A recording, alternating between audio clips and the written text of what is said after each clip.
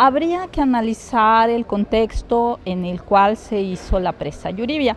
La presa Yuribia fue inaugurada en 1987 en un contexto de descentralización. Era un momento en que hacía falta agua para Coatzacoalcos. En Coatzacoalcos y Minatitlán se dieron muchas acciones colectivas solicitando agua porque los pozos que había artesianos no eran suficientes para abastecer la demanda. Sin embargo, nunca tomaron en cuenta los de Tatahuicapan, es decir, el proyecto ejecutivo se hizo entre los habitantes de Coaxa, de Mina y representantes del Estado. Sin embargo, a Tatahuicapan no se le consideró y sí se fue a hacer la presa allá. Entonces, desde el inicio, pues ha sido un elemento de conflicto muy fuerte. En un primer momento se cerraron las válvulas casi desde que se inauguró porque a los maestros les debían 2 años de sueldo. Entonces vieron que la presa podría ser un instrumento de lucha política. Posteriormente, por obras de infraestructura que en ese espacio rural no tenían, mientras que en el corredor industrial que iba a abastecerse, que se empezó a abastecer del agua del Yuribia, pues sí contaba. Después era una comunidad, no era municipio. Entonces en el 94 se hace un movimiento muy fuerte de una semana y se deja a Coatzacoalcos y a Mina una semana sin agua. Pero pues gracias a eso se obtiene la municipalización. O sea, fueron 3 años de lucha, del 94 al 97. En el 97 Tatahuicapan de Juárez es municipio. En un primer momento buscaban ser municipio autónomo, estaban vinculados con los zapatistas, sin embargo entraron a negociación con el gobierno y el gobierno les dijo que no, o sea que mejor pidieran ser municipio libre. Y ahora el problema es muy fuerte.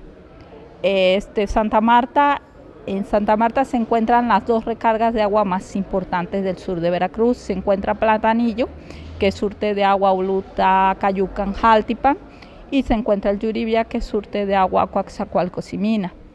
Y sin embargo ya no hay agua suficiente en época de estiaje, en época de verano. Entonces ya las últimas tomas es porque les dejen el 50% del recurso. Es decir, porque no todo el recurso se vaya a Coatzacoalcos y a Mina. Y el problema es que con la densidad poblacional que actualmente tiene Coatzacoalcos y Mina, incluso el agua de Yuribia ya no es suficiente y están buscando nuevas alternativas.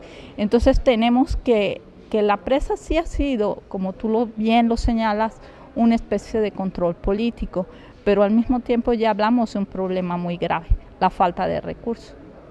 De lucha, dice usted, porque desde el gobierno del estado lo plantean como que siempre hay un grupo que intenta chantajear con el cierre de las válvulas. Pero es que como yo te lo señalaba, desde el principio a ellos no se les tomó en cuenta y entonces pues ellos incluso rompen con sus mitos. Ellos pensaban que en los mantos acuíferos habían seres míticos y que con los tubos estaban destruyendo a sus seres míticos. O sea, no hubo una consulta previa, les fueron a instalar la presa. Y ahora, en este escenario en donde luego las protestas y las luchas sociales tienen una reacción o provocan una reacción del aparato institucional, ¿no ha habido consecuencias de represión en la zona? Siempre ha habido consecuencias de represión, sin embargo, pues realmente en la Sierra de Santa Marta los grupos están muy organizados y se vinculan con movimientos que están presentes en toda América Latina. Y yo creo que los ampara la justicia. O sea, habría que ver también cómo han sido los presupuestos para las zonas indígenas. Habría que ver cómo han luchado ellos por tener escuelas para sus hijos, porque muchos de los cierres precisamente de las válvulas eran para que les hicieran escuelas, eran para que se pagara a los maestros que no se pagaba. Para que el gobierno hiciera lo que tiene que hacer. Exactamente. Y entonces se encontraron que pues las tomas generaban una fuente de presión muy fuerte. Y ahora tenemos un problema más fuerte. Si por ejemplo un grupo indígena que está marginado y que ha podido ejercer presión al gobierno a través del cierre de las válvulas, ¿qué va a pasar con las privatizaciones de los sistemas de agua? Ese es un problema muy grave que ya se nos avecina porque ha habido cambios en la Ley Nacional de Agua, porque ha habido cambios en la Ley Estatal del Agua, en la 21, y porque además, de alguna manera, hay una nueva ley de agua que no han aprobado, pero independientemente de que la aprueben o no, ya aprobaron la energética, y en la energética, por ejemplo, está el fracking, y está el control de los territorios. Entonces son problemas bastante graves, que nada tienen ya que ver con precisamente eso de los cierres que un grupo indígena genera y que deja sin agua algunos días. Pero es la única forma que han encontrado que el gobierno les responda y los escuche, ¿no? Sí, pero te digo, ahora el problema tiene dimensiones más graves, ¿no? Uno, el agua ya no es suficiente.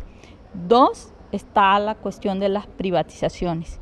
Y si, como te decía, si un grupo marginado ejerce presión al cerrar las válvulas, ¿qué va a pasar con las empresas transnacionales cuando controlen el manejo y distribución del agua?